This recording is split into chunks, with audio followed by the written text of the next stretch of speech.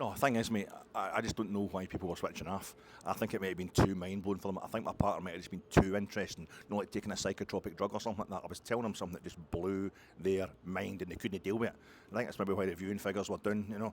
But I mean, Colin Rosler, I know, it's absolutely unbelievable. So we're there, we're in Malmo, we're playing against Malmo. Obviously they're wearing their classic home kit, sky blue. Is it because I didn't emphasise sky blue enough? Was I going on too much about light blue and that made folk think about Rangers blue, which is actually royal blue? I'm not counting on it, I'm not talking about, like Chelsea basically wear the same colour shirt as us, don't they? So they've won the Cup Winners' Cup twice, the Europa League twice, the Champions League twice. We won the Cup Winners' Cup in '72, Schalke, they won the 1997 UEFA Cup and they must have played one of the home legs. One of the legs, the home leg I would imagine, wearing their home jersey. They were playing against Inter, who they wear the same kind of blue as us, but with black stripes, so it's not exactly the same thing. No, I was talking about sky blue proper, not like Coventry, like Montrose, like Forfar sky blue. And there was this guy, Colin Rosler, playing against us in Malmo, for Malmo, so he's obviously wearing the classic sky blue Malmo home shirt that Malmo wore in the 1979 European Cup final, when they were the first team ever to play in the European Cup final wearing that colour of home shirt, and they get beaten. Robert Pritch, Trevor Francis on that, Forest beat them 1-0. I'm like, this guy is Colin Rosler. You know what I mean? He's Uwe Rosler's son, Uwe Rosler, who played for Man City. Uwe Rosler, who's in a cult Man City team, a cult time in Man City's history before all the horrible money came in for the UAE or whatever it is they actually get their money for. But he plays for them, but he's naming his boy Colin after Colin Bell, who played for the great Man City team in the late 60s and early 70s. No, they won the league in 1968, they won the FA Cup in 1969, they won the Cup Winners' Cup in 1970, they won the League Cup as well.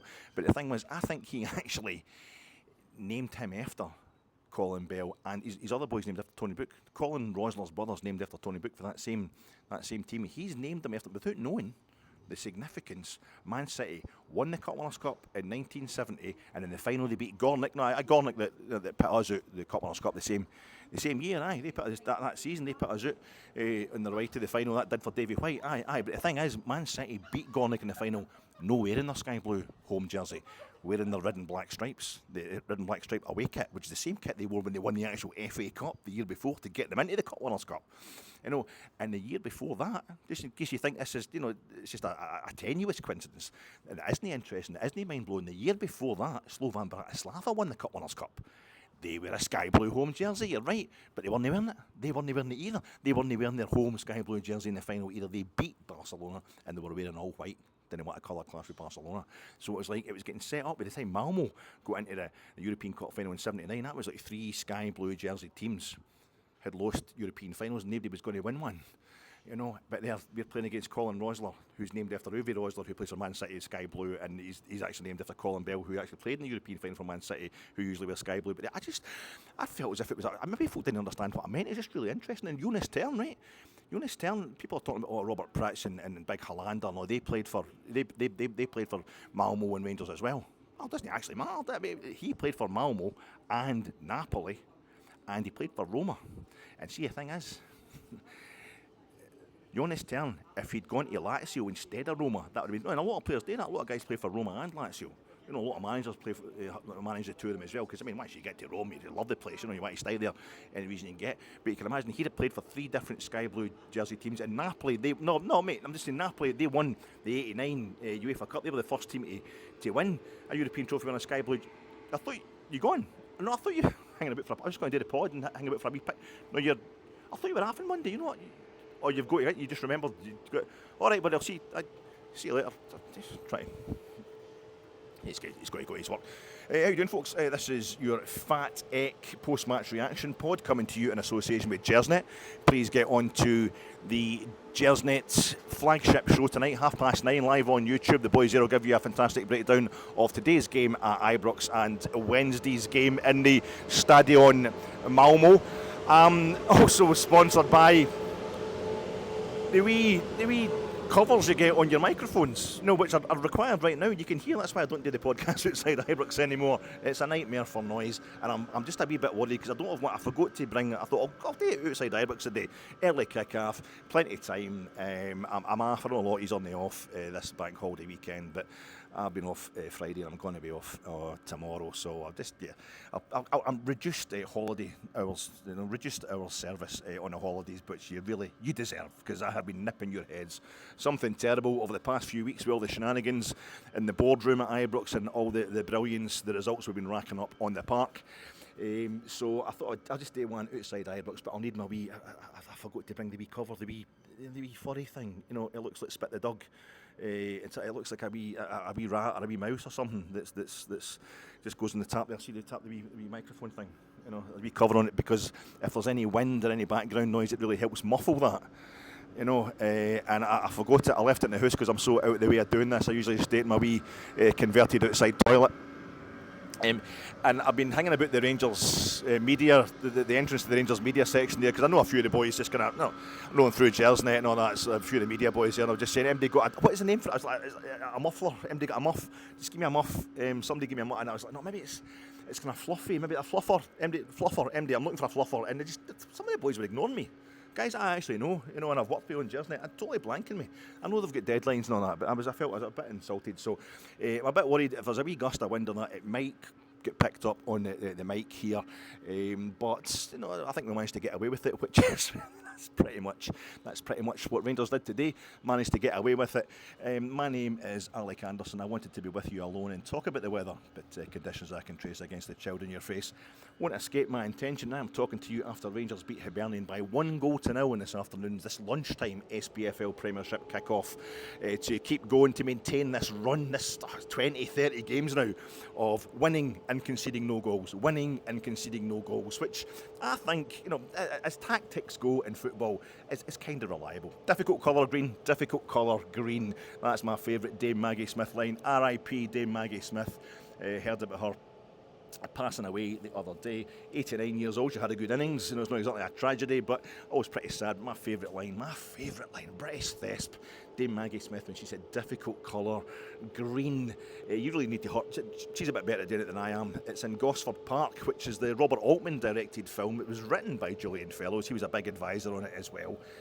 Proper posh person, Julian Fellows. He acted in Monarch of the Glen as well, and he does he direct and write, but he's responsible. And Gosford Park really is responsible for the aberration that is Downton Abbey. And Downton Abbey, where suddenly we all just want to be. It was great, wasn't it? It was great in the old days where the posh folk were dead nice to us and stuff like that, and they're really understanding about homosexuality and things like that. And it's just a total delusion. But it's a kind of scraping off the top of what idiots took from Gosford Park. Posh folk and somebody being bitchy. That's fine. So she's a dowager countess in both Downton Abbey and Gosford Park, but they're different, but it's the same kind of thing. So the surfeit, the scraping off the top of what idiots understood from Gosford Park is what she does all the way through Downton Abbey. She's catty all the time. There's more to it than that. But the lassie comes in, and she's the lassie comes into the drawing room or whatever when they're going to have one of their big posh meals, and she just goes, difficult colour green, because she's wearing a green dress, and it's a bit dowdy, and the lassie's not got as much money as folk thought she should. She feels a bit self-conscious, and just the Maggie Smith character puts the boot in there. That's difficult colour. I thought it's quite appropriate with Hibs coming the day, and I think it's quite appropriate with Hibs coming the day, is they are the first Scottish team to beat a Swedish side in Europe. Hibs, first Scottish team to beat a Swedish side in Europe, and that's us. We've just for the first time beaten a Swedish side in Europe. It's quite amazing when you think about it. Look at our record against Danish clubs. If I tap my head, it was like Herfolga, Lyngby, Copenhagen, Midtjylland. It's not off the top of my head. Flipping liar, because I had to check that. I was looking into the stats last night of Rangers in Europe. There's a great Wikipedia page, gives you all Rangers results in Europe. But what they've done at the bottom of that Wikipedia page is they've done Rangers by country, and that's what I was really trying to find out. I was going to sit there and try, because I've got enough time. I quite enjoy these things. You might some folk would call it boring. I think it's mind-blowingly interesting. I was going to sit and tot up all the different countries, clubs from countries that we played against. That was our first victory against a Swedish side the other night. Although it has to be said, it is our second victory in Malmo, maybe even second and a half if you want to throw in the first half that we're winning 1-0, that got cancelled because of the fog. Back in 1961-62, I was mentioning this the other night, European Cup. We played Vorwärts of Berlin, East Berlin from the old DDR, and the Berlin Wall had just gone up, so relations weren't good between East and West. And a bit like Iggerman, that's a wee coincidence there as well. Iggerman couldn't get in to Sweden, no passport stuff. Well, we weren't letting the East Germans into Britain, so we had to play the home leg of that game in Malmo, of all places, a kind of neutral venue, so to speak. And we won. We were beating them 1-0, and then fog came in and just the game had to be cancelled. The fog was so thick, and then the next day we replayed the game at 10 o'clock in the morning, which was a bit weird. So there was hardly any crowd there, and we beat them 4-1. So we have now in Malmo, European competitive games in Malmo, we have played 4 and a bit, won 2 and a bit, lost 1 and drawn 1. And the one we drew, we had 9 men on the park. Not the individual games. Yeah, okay, Malmo have won both their trips to Ibrox, but Malmo have never beaten us by more than 1 goal. We beat them by 2 goals the other night. I know they beat Hibs 2-0 quite recently. I know recently for me, maybe I think about 10 years ago, was it one of the times Hibs won the Scottish Cup final, so we probably lost to Celtic about 2013, so 2013-14 season, just after we played Malmo for the first time in Europe. Hibs went over there and they lost 2-0 in the first leg. I don't know how they got on in the second leg at Easter Road, Malmo. I don't know what their record's like against Hibs compared to us, but I know 7-0. 7-0 is a big score for Hibs, isn't it? That game against Hearts back in the day, that's a big thing for them. And we beat Hibs 7-0. Jim Leighton was crying and stuff like that back in the 90s, and Gaza get booked. But I don't know how Hibs got on that game, but they were the first team ever to beat Swedish opposition from Scotland in Europe back in 1955-56 European Cup. And the weird thing is, we've played in Malmo, won a game and a half in Malmo without playing Malmo. Well, they beat Djurgårdens without playing in Sweden. Hibs, because I've told you this a million times before, I'm sorry for repeating myself, but it's so interesting you won't mind, and it's relevant today. Difficult colour green. We're playing Hibs at Ibrox. Then the Hibs beat Djurgårdens at Easter Road, and then because it's a summer season in Sweden still, their season's coming to an end just now. But back in 1955, the ability to deal with the weather, the technology wasn't quite the same, so they just Djurgårdens played their home game at Firhill.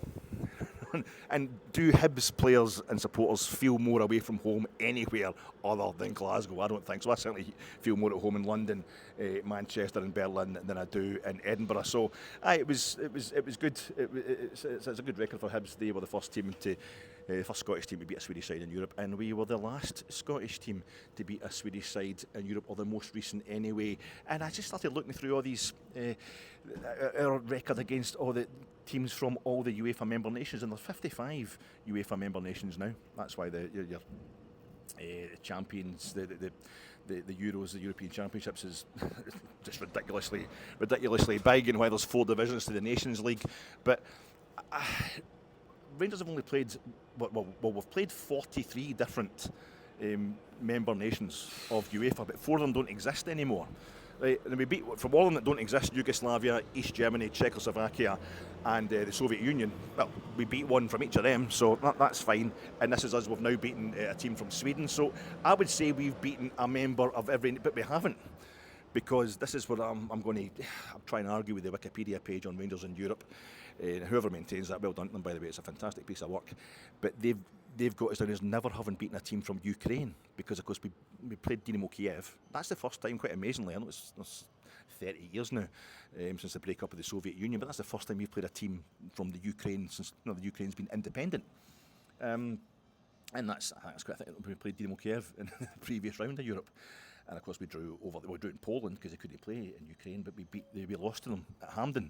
And so we've never beaten a team from Ukraine, but one of our most famous ever European victories is against Dynamo Kiev. So I'm going to say, no, even though they were part of the Soviet Union back then, despite people calling them Russian, which they never were. It was part of Russian imperialism, but they were subjects to Russian imperialism. That's all the Soviet Union was. It was just the old-fashioned Russian Empire. So we beat them. They're a Ukrainian team in their hearts. We're playing the Soviet League then, but they're Ukrainian. They're so, as the last people on earth you would deny their nationhood right now as a Ukrainian. So I feel as if we beat them. Another one is Slovakia. Well, I was over there. I was over in Bratislava and we drew 2-2 with Art Media Bratislava, and we drew 0-0 with them at Ibrox. Was at that game as well. But I think that's the only Slovakian team we have played since the breakup of Czechoslovakia.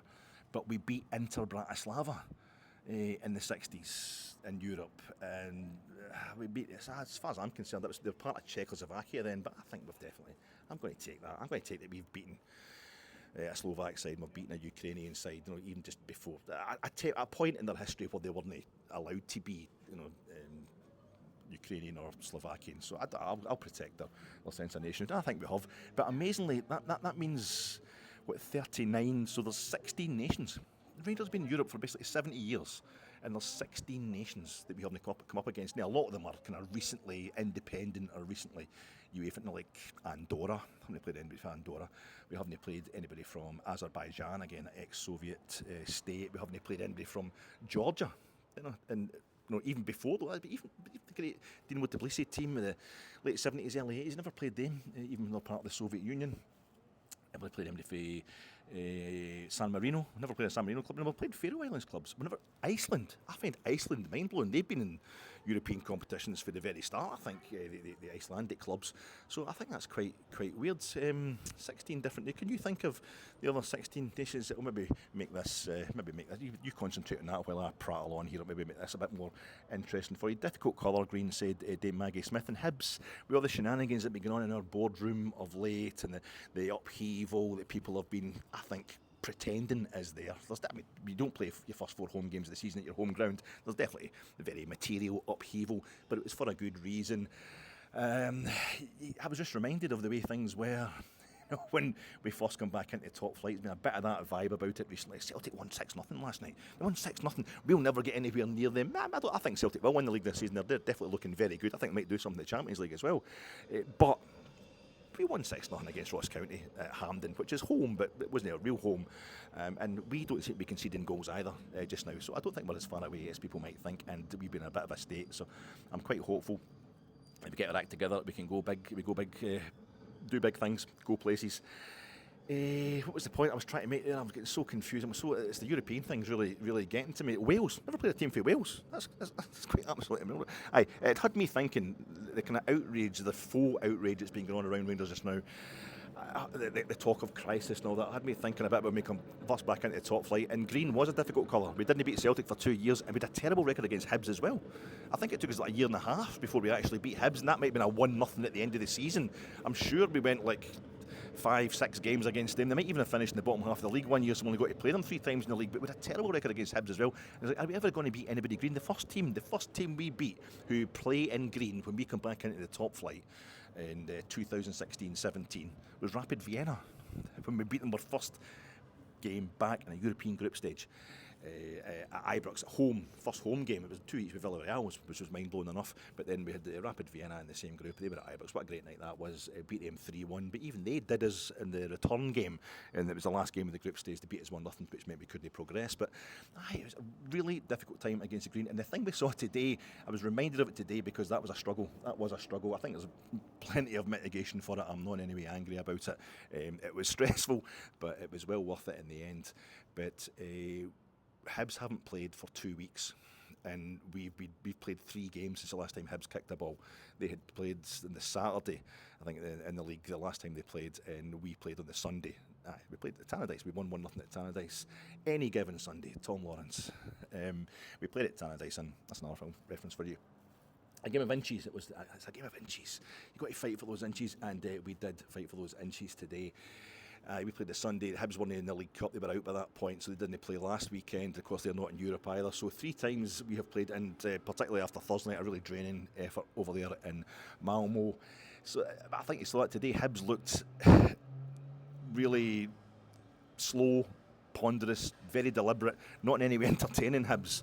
But they had all the momentum, whereas we were full of endeavour, full of effort, I think, and there was definitely bits of guile that were there that weren't quite hard, but we had no energy. We had no energy whatsoever. The 2 teams looked exactly like they should look, I think, in their overall performance.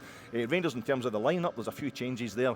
Igaman started today, and I think the minute he didn't get on this, it's those East Berlin, the Vorwärts Berlin players couldn't come over to Scotland in 1961-62, so they had to play us in Malmo. It was passport stuff, and that's Igaman, when we go to Malmo, he can't get there. It's all connects, and it's all poetic. And because the minute he couldn't get on the flight the other night, we knew that Dessers, we've been asking far too much of him, even though it's early in the season, even though there's been international breaks and what have you, the big man has really been taking it all, and leading the line and taking it all on his shoulders, and he really was needing a break, so he couldn't get it the other night, he was going to get it today. So Igaman starts up front. That was maybe the biggest change, most notable change. Bajrami, the hero, the first 57 seconds in Malmo, he dropped to the bench, and then came Ross McCausland to play on the left-hand side. And the second two in midfield, Nico Raskin came in. He's been making substitute appearances recently, but he's still very, very fleeting appearances in the first team. So it was quite a statement, quite a thing for him to come in. Diomande not there at all. And I'm going to hold off that now with my Diomande rant. But Diomande came in to partner Conor Barron, who a lot has been asked of these days as well. But he's still in there, and the only change in defence was Hefty, who's suspended for the European game the other night. He come back in, which meant Casanvirjo dropped to the bench, and I think there was a lot of talk about Casanvirjo possibly, maybe it's just in my head, that talk, that Casanvirjo, who came on the other night and played brilliantly, out of position at left back, and I wasn't sure. I was still, sometimes my research, I can go right into the history of Rangers in Europe and talk about games in 1961-62, but I still haven't managed to find out if a guy we signed this summer is left-footed or right-footed. I hadn't really looked into it. People, you just watch so many Rangers pods sometimes that the information actually starts going through you rather than lodging in your brain. And I knew he was capable of playing at centre-half and full-back, but I wasn't sure if he was an actual right-back or a left-back. He was more left-footed or right-footed, but when we saw him playing the other night, he was so right-footed, it was unbelievable, playing at left-back and just checking in. I don't think he did anything other than run with his left foot. He just kept checking on his right foot for the smallest pass, for the longest pass, for shots over the bar. So he was definitely right-footed. So maybe I thought he played so well. Did he play well? Did nothing come down the left-hand side the other night? I think the whole team played well down that side, and he was just so... He wasn't bothered in any way at all. And sometimes actually you think that player that he went to do tonight is because he's managed his game so well. He's actually played so brilliant, he's made it look easy.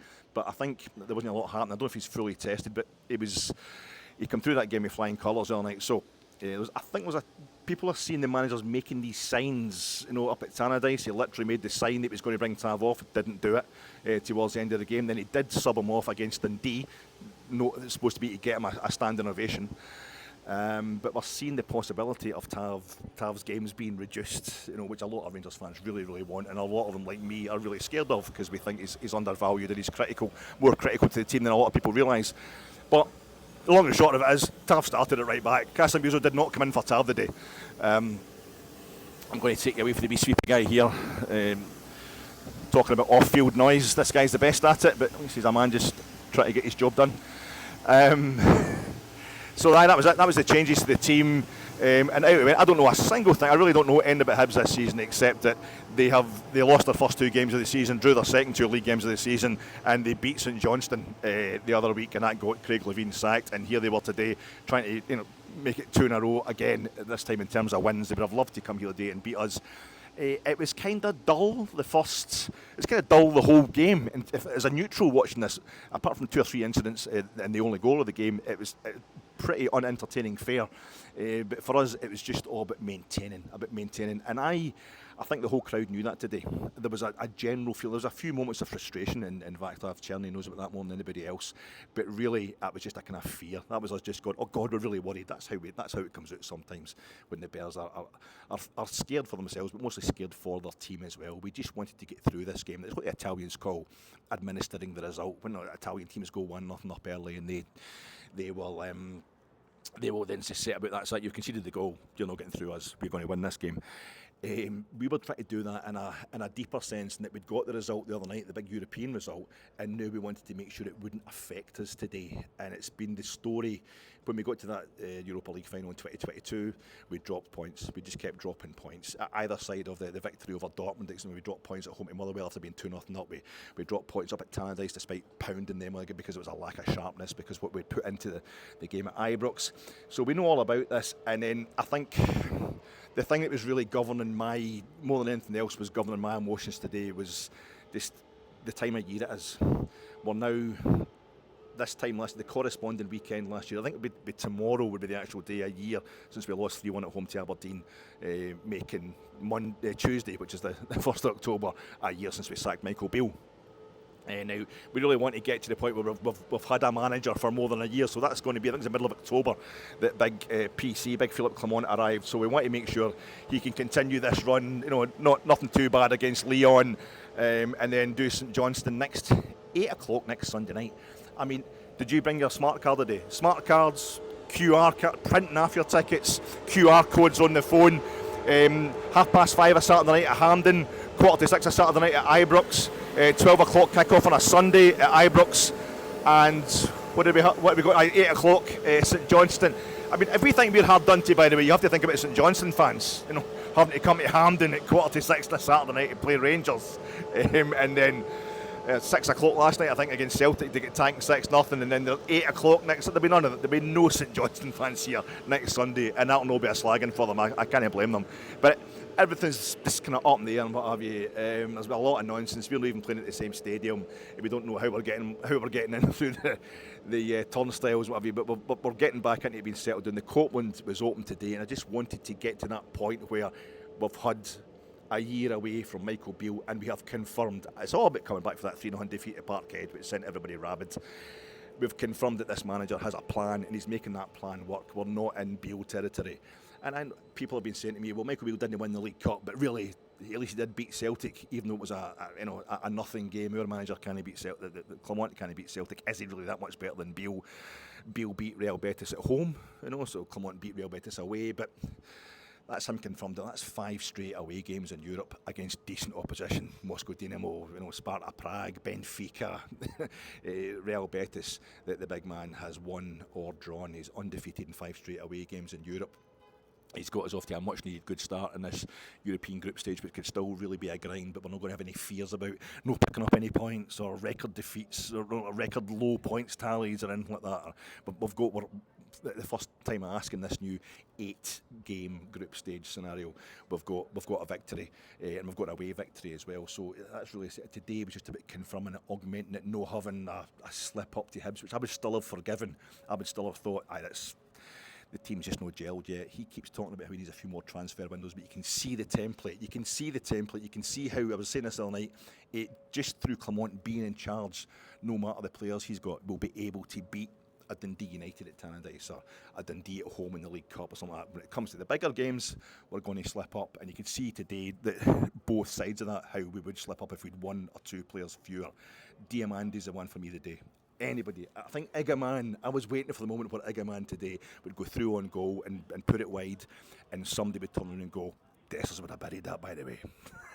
That way, which nobody said ever. But that's the best way at Rangers, as you know yourself. You're only really in with the Bears once you've been slagged for what you're doing. We welcome players, we welcome debutants, we give players a really easy ride. I think we're actually too nice to players sometimes, too much hope for them. When they first arrive, when they first pull on the jersey, and then when it's not happening, they get really evil towards them, things can get really bad, and they'll kind of fight their way through it, and folk can't quite make their mind up what is going on with Dessers, but the moment usually clinches it is you've got an injury or a suspension, you're out the team, and whoever comes in to replace you is pish. And that's suddenly the only time you become a real hero at Rangers is when you leave, being at the temporary leaving of us through suspension or injury, or having left us altogether, to the point you can get welcomed back as a hero. So I was kind of waiting for that from Igaman today, and he would let us realise what we have with Dessers, and it was kind of worse than I expected. I don't know, maybe I read the game wrong. I was so nervous on most of the game today that I wasn't maybe not reading it correctly, but that is a post-match reaction I did here rather than analysis, as you well know. And I feel as if Igaman was playing it, inside left better than he was playing at centre forward. He was coming too deep. Just a young fella, really enthusiastic. He's trying to get a hold of the ball. He's trying to get involved in the game, but it wasn't working. But you're then wondering, is it the midfield as well, where Nico Raskin doesn't have the energy, he's not got the sharpness, so we can't get started the same way we need to get started. We weren't terrible in the first half hour or so, but we weren't getting very far. Didn't create very many chances at all, and Diomande for me is the one. That's the one that I've been really kind of, not getting militant about it, but I think he's a cracking player. And I think I heard Joshua Barry the other day in the Rangers review saying, I wish I'd said this, but It's just like, it's almost like, he's on the Rangers Review and writing all these things because he knows better than me. But he may actually study tactics and things like that. Whereas I'm just going to throw a dart at the wall. But for me, he was saying how he thinks Diomande needs better players around about him. He's a player that will really appreciate when he has better players around. It's more that the players around him are kind of letting him down rather than a case of he being a poor player. Because I've seen a few people not really fancying him, but I just think I thought he's great. I thought his energy and his basic skills and his attitude were phenomenal. And today he wasn't on the bench at all. I don't know what's happened. I didn't check it. I've been on it all weekend, so I was barely able to get here in time for kick-off today. Never mind checking out the team and seeing Big Phil's pre-match. I hope he's nothing bad. I hope he's just been rested, Dio. But he was fun. His absence, he became the hero today for me. More of a hero because he wasn't on the park. We just had that lack of momentum. We weren't pitching more tent in the Hibs half at all. We're getting up. There was a wee period. I think it was maybe after like 25 minutes. We had a few chances on goal, and basically though the minute it got past 57 seconds, Ross McCausland is a disappointing replacement for Bajrami. Bajrami scores after, was it 53, 57 seconds the other night? So the minute it went past that, the first minute come up on the board, it's like, well, Ross McCausland's let himself down. But then I realised that's the problem with players for Northern Ireland. They're up there in the welding, aren't they? They're up welding all night, not welding today, and then they've got foot band practice as well. You've all got the foot band practice, not the Northern Irish guys are like. So you gave him a bit longer and you realised, actually, Ross McCausland came off the bench all night and he scored after 7 minutes. So when it got to 8 minutes, I thought, that's not good enough. It's not good enough at all. But we worked a few things down the kind of left-hand side. There'll be some highlight, did Lawrence put one past the post or Cherney put one just past the post? I can't remember because it was also instantly forgettable. It wasn't really happening at all. But Hibs weren't doing much either. We had them kind of safely contained. And then Tom Lawrence hits a shot. I think they worked something with Ross McCausland. He's in the left-hand side of the box, and the second it left his foot, everybody's out their seats. It's a great thing. Maybe it's just with a bit of arm sitting in the main stand, but you could see where he'd set the ball. You could see it was going to curl back in. You could see the goalkeeper was never going to get it. One of the rare moments in a football match where a player who's not in the 6-yard box or anything like that, where he's towards the edge of the box, but he managed to make the goals look colossal to the point where you just know the ball was going to go in. And then he's done it again. That's 2 Sundays in the trot, if you like. The last 2 Sundays that we've played, Tom Lawrence has scored fairly early, and it's been the only goal of the game because he was in there at 10 again today, and I think he was having to come a bit deeper as well. There's definite lightness about the midfield, a lightness there. Cherney was kind of doing his best, not going through the paces, not really getting there. And at half-time, just before half-time, Hibs got a penalty. The ball gets cleared. It was bobbling about the box. It's right in front of me. I've got the old blue blinkers on. I didn't see anybody touching the ball, but no doubt. I really trust the referees and the whole refereeing system just now. So absolutely, it went to VAR and it took forever. And you're thinking, right, that's fine, because after Tom Lawrence had scored, fantastic goal right in the top corner, same thing. Straight away, I thought they'd actually disallowed it straight away. It'd come up VAR offside. You thought, all right, the one time VAR actually works really quickly is to disallow a great goal for us. So everybody's like, yeah, I barely managed to high-five Davey, who sits along for me. And we had to sit back down together, like almost holding hands in disappointment. All right, okay, too much to ask for. And I think it was already getting into my mind at that point that I think we're struggling today. If we're going to fall away in terms of fitness towards the end of the game, because it's usually, in the second half that the efforts of a European game on a Thursday night will start to kick in. We could be in trouble here. And so it proved, but luckily when the referee pointed to the spot after the long VAR check for Lawrence's goals, I think flip for that. We've got ourselves in front. Hopefully that will deflate Hibs, who are wearing their kind of all white top, green shorts, white socks. So every time Jack Butland came out to catch something, he's all orange. He was wearing today. He eschewed the salmon pink, and it's all orange. So it's a big, massive Irish tricolour every time he came out to catch something against this Hibs defence. But somebody caught something they weren't supposed to in the box. I think I'm hearing it was a big Soapy Suitor. So it was a penalty to Hibs after a very long VAR check. As soon as Nick Walsh went up. What did we just go through a referee's mind, by the way? What does a referee think when when he's gone to the gym and all that? You try to get yourself buff more than fit for that moment where it's like VAR check. You're going to have to run to the monitor, and he knows every camera in the stadium. A live game like this, the camera's on. you try to run, you usually end up tripping up. You try to run in a kind of posy sort of way, you end up tripping up. You must have to watch yourself back and go, right, I'll get the shoulders back a bit, poke the nipples out, just proper hard and that, because all the cameras. Anyway, he goes up and he looks at it, and it was a penalty to Hibs, and Jack Butland. It looks like their player has missed it more than Jack Butland has saved it, because it was such a woeful penalty, but he has done him. Jack Butland has worked that routine. He's worked that routine properly. He's slowed it down as much as he could. Got to the cusp of a booking to keep everything. It's like we drink a water and what have you. Let the Union Bears behind the goal, and the newly fully opened Copeland with wheelchair section get on the guys. I don't even know the Hibs player's name. But he just basically walked up and rolled it into Jack Butland's arms. And he just caught it both. He just sucked it into his belly, basically.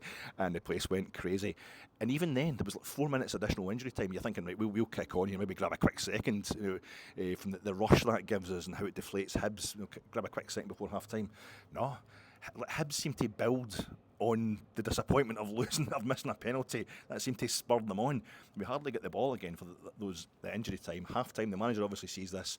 He makes 2 substitutions. Raskin comes off for your friend and mine, Kieran Dowell. I am not going to get on the back of Kieran Dowell. I'm not going to start doing that thing of scapegoating individuals just for the sake of it. But he was going to midfield to provide an injection of pace and to give us more of the foothold in the game. And on the left-hand side, pure Ross McCausland had to go off to get Bajrami on, but Bajrami did very little for me. I don't know, he was over the other side of the park. Maybe he's brilliant. I'm very much, if you're right in front of me and the touchline nearest the main stand side out in the second half, I'll think more of you because I see more of you. But Bajrami didn't seem to be doing a lot this game. In the second half, and Hibs basically were not pounding us. They did pressure for the first 10 minutes of the second half. It just took him 10 minutes. Managers like, I'm going to make another substitution. And was at that point he took off Igaman, who hadn't been getting involved in the game at all. He couldn't help us maintain any pressure. And we brought on Dessers, and things got a bit better. I think Dessers had a header that was cleared just off the line, and somebody, again, was it Tom Lawrence again, a shot just past the post. Hefty, who ended up winning man of the match, the sponsors man of the match anyway, he went piling through and did a Brazilian style, trying to curl it with the outside of his boot into the opposite corner, and it went about 2 yards past the post, but we all gave it a big kind of woo, because I think at that point, we're all trying to gee ourselves up. I think most of the Rangers supporters know. We know what's going on. Kosovo, haven't played a team for Kosovo either. Bosnia Herzegovina, haven't played a team for Bosnia. No, of course, we played Yugoslavian teams. Maybe we can say that covers it, but it doesn't really. I think that's quite weird in our history in Europe. And on it went. Basically, in this kind of, we made another substitution. We brought on Kasan Virgil. He come on for was it Cherny had a moment. Just after Dessers come on, Cherny got the ball out just towards the technical area, and he passed it backwards, and the place went mental. That was the first expression. I think it was about 6 to 8 minute mark. The place went nuts, and he just went nuts back at us in the same way that Dessers did in that game against Dynamo Kiev at Hampden. Just gave it, shut up! What's going on? What he's going on about? And then it's a few. I don't think he wasn't really getting bollocked about it or anything like that. And when he gets subbed off straight away after that by the manager, who gave him a massive hug and a proper kind of calming him, reassuring him, chat right there and then on the touchline before he went into even sit on the bench. I think we just knew that we'd lost the rag a bit. We're just nervous. We're just nervous that we're going to slip up here and lose this great run that we're on, lose this bit of momentum we've got, and trying to come back from that defeat at Parkhead. And we carried on, and Hibs seemed to get more and more of the ball and get more and more into our box. But when Kasan Virgil come on, I think there was only about 5 minutes to go. He went to right back, and Dujon Sterling had been on. He'd been on the right hand side instead of Cherny for about 20 minutes by this point. But he went in to sit beside. Conor Barron, and Kieran Dowell went up to play 10. Number 20 went up to play 10, and Tav went on the right wing. So it's little increments. The manager's signalling that something could be happening with Tav. Maybe finding a way to keep him in the team for guys like me, keep us happy, or finding a way to kind of slowly filter him out of the team, which will keep all the Tav haters happy. But there's something, and it was something I was starting to notice. You're thinking, why are we getting none of the ball? Why are we not? My neck was getting sore looking down the other end of the park towards the Brimlin. The ball was in there all the time for Hibs. They had so much possession, we couldn't get any momentum at all. I'm thinking, why is this? And something I noticed was Tav. All the years I've been watching Rangers, that Tav's been there. Second half, we're shooting towards the Copeland. I'm sitting in that bit in the main stand, and he's right in front of me all the time. Just hitting the byline, you know, working wee 1-2s, wee triangles round about that area of the box, just outside the 18-yard line on the right-hand side, and he hadn't been there at all, and the manager just went, right, you go into right back, and Cassan Beale goes up and tells Tav right in front of me, you just stay there. You're playing wide right now. We're going to get Big Sterling, he's going into the sitting two in midfield. Kieran Dow went up, and we got up again. We had about 2 or 3 minutes of pressure, took it to kind of the 90-minute mark, and then the ref said 4 minutes of injury time, and that entire 4 minutes of injury time was Hibs pitting corner. I think they had 2 corners, but it felt like it went on forever. And even when it's nothing to do, I thought, remember I said to you about the scoreboard's going past the 90-minute mark? I thought it was because it was the games that were the League Cup games that were on. What do you call it, Premier TV, and that's why they had that. They're just basically showing that up on the screen, but it isn't. It's a thing at Ibrox now. We can actually get our scoreboards to go past. So I was sitting there looking at the clock opposite me. No, the actual clock face clock going right. That says 54. It's 4 minutes. Going to be 58. I need to watch that 58, but then it was actually showing the injury time up there, and I noticed that's when they had this corner. It was like 93 minutes and 45 seconds when they put it into the box. And they brought on a guy who's got a jersey down past his bum. The shorts pulled right up. They wee tiny shin pads so he can put his socks down to his ankles, almost Jimmy Johnson style, and the long sleeves on that he's holding onto the cuffs. And I'm thinking, you're the kind of prat that's going to be wheeling away towards the Hibs corner of the game, going, nah, we've taken 2 points off the Huns, you know, we're going to do fuck all for the rest of the season, but we're going to stick in there, and that's your season done. But that was catastrophising. We just kept clearing the ball. But even when Jack Butland collected that last corner from Hibs, as the clock hit 94 exactly, the referee didn't blow straight away, and there's a lot of the Hibs players were kind of appealing for something. I don't know if it's a corner or an actual penalty, and I'm like, yeah, there's a woman who leaves Ibrox. There's a woman who leaves. She's in the same row as me. She's a lovely woman, and she's always got her wee son with her, cracking wee dude, and they leave. I think it's about 5 minutes to go, 6 minutes, 4 or 5 minutes to go every game. You say, she's got to be boys. That's what they're trying to beat the crowds and what have you. And she's always really nice. And we was, I'll see you later, bye. And the amount of times that she's been walking past me and I've been thinking, please be right, please. It gives me a reassurance. If you're leaving, the game's nearly finished. It's going to be okay. You know, but the amount of times that she's missed an equaliser for the opposition and proving that she knows exactly what she's doing as well. It's unbelievable the amount of late equalisers we've conceded, and there was just a lot riding on that today. It's more than just points. It was a bit of momentum under Clement, and we saw it. I was still thinking that it's going to go to VAR. Nick Walsh hasn't blown the final whistle here. This is going to be the latest of all the late equalisers. We've collected the ball. Jack Butland's spotting it for a goal kick. We've gone past the full 94 minutes. VAR, it's a penalty, and there's no way Jack Butland's saving 2 penalties in a game. That's it. It's going to be the most sickening latest of equalisers possible, but it wasn't. It was all over, and I was just so relieved. I think we all were relieved. Difficult colour, green, difficult colour.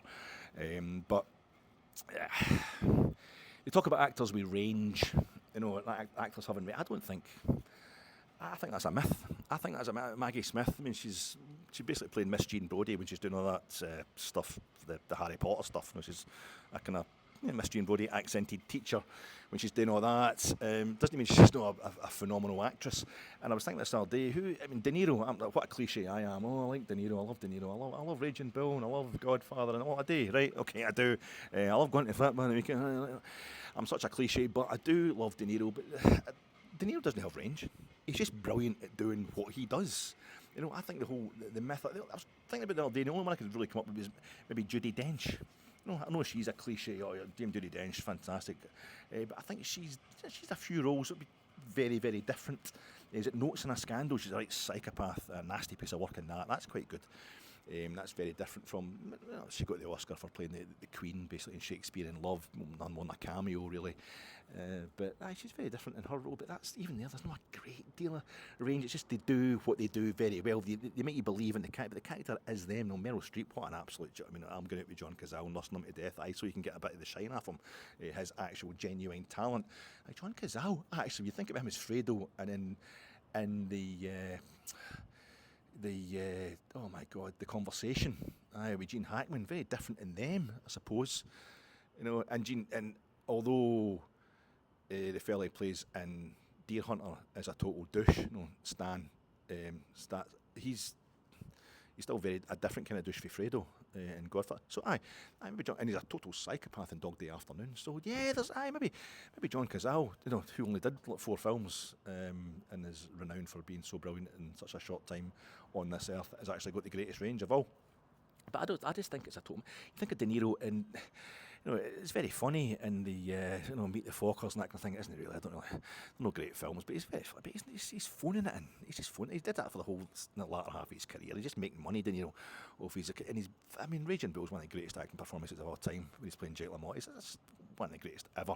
But when he plays Rupert Pupkin in King of Comedy, it's meant to be, the thing he does very well. I think he did brilliantly in Taxi Driver. It's kind of discomfort. It's all about discomfort you feeling, but I was most discomforted by his just was very convincing. I thought it's just the role didn't suit De Niro when was it Jimmy Doyle or whatever it is that he plays in New York.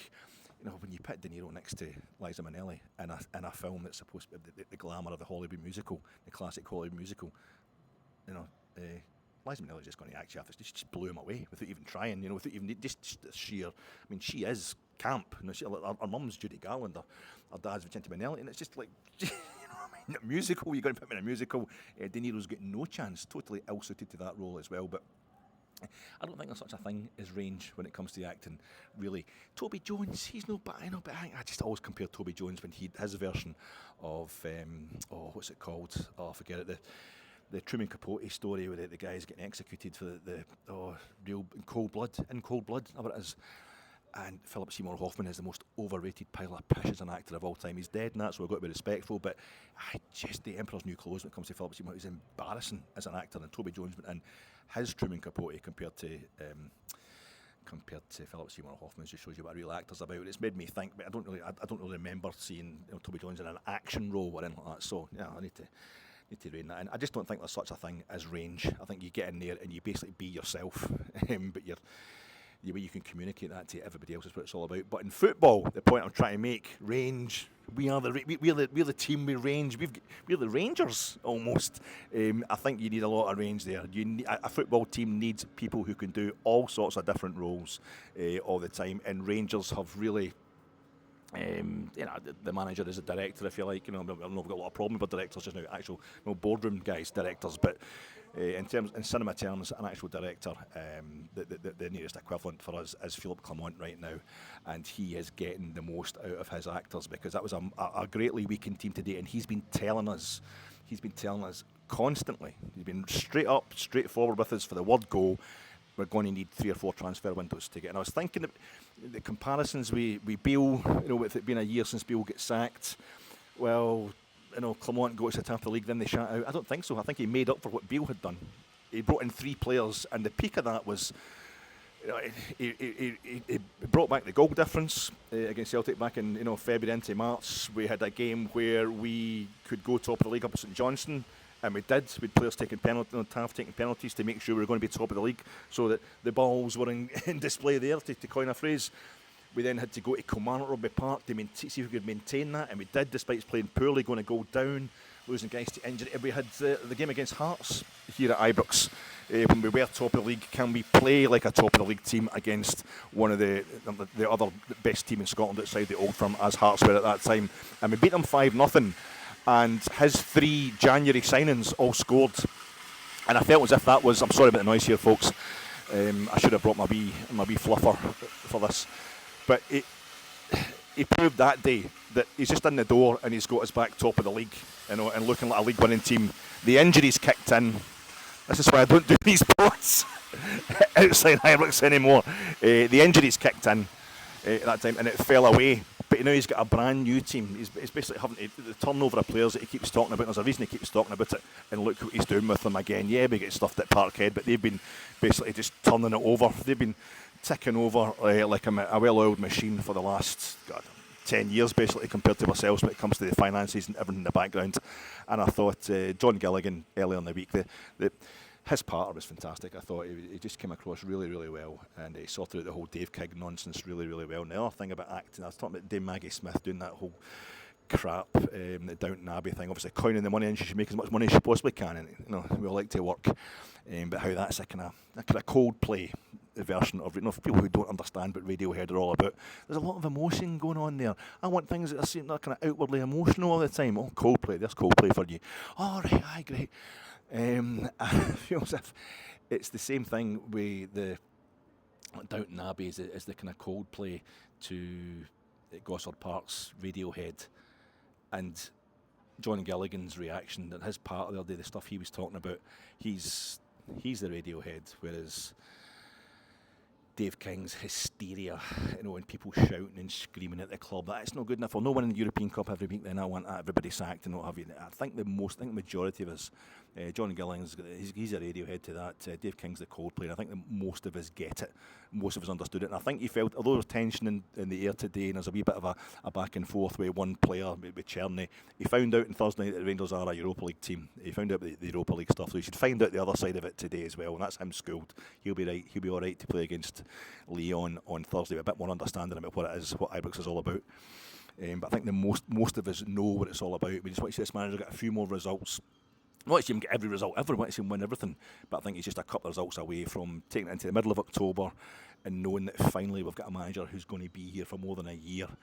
And I think might be an interim chairman, we might not have a chief executive yet, but we have got people in charge of the club who I think sometimes know that it's best not to speak up, because you're just going to provide fodder to the hysterical people in the media, not all media, but the people who feed on the hysteria, which a certain number of Rangers fans, just through emotional confusion, just through wanting the best for their team, which I'll never blame anybody for, we'll get into as well and start. But we're fine. I think we're going to be fine. We're looking good. Just get through this next couple of weeks, and we'll have a manager for more than a year for the first time in 3 years, and that. Slowly we're building foundations, and it's just going to give us a steadiness, a focus that will make this as scary as life ever gets under Philip Clement. That's enough from me, folks. The final one is Scotland. I've never played. Of course, we beat teams from Scotland all the time, but Scotland's a UEFA nation that Rangers have never come up against. A club from Scotland in UEFA competition. I don't think I've mentioned all the other ones, like Albania, Andorra, Azerbaijan. I mentioned Bosnia, Wales, Iceland. There was a weird one. Kazakhstan, Liechtenstein. Never played the team for Liechtenstein either. That was a weird one. But the other one, and you've got Atletico Madrid playing Real Madrid in 2 different Champions League finals. No, Chelsea playing Man U, Chelsea playing Man City in the Champions League final. So it's something that does happen. Teams from the same country play each other in Europe, and maybe we'll get to that stage one time. But it's been a beautiful week in Europe, and a day today that was just all about framing it, contextualising it, just letting us safely enjoy, still bask in the glory of what we did in Malmo, and keeping things ticking over on the domestic front to everybody's satisfaction. And it was. Have a lovely holiday weekend if you're having one. If not, just have a cracking Sunday night trips. See you soon.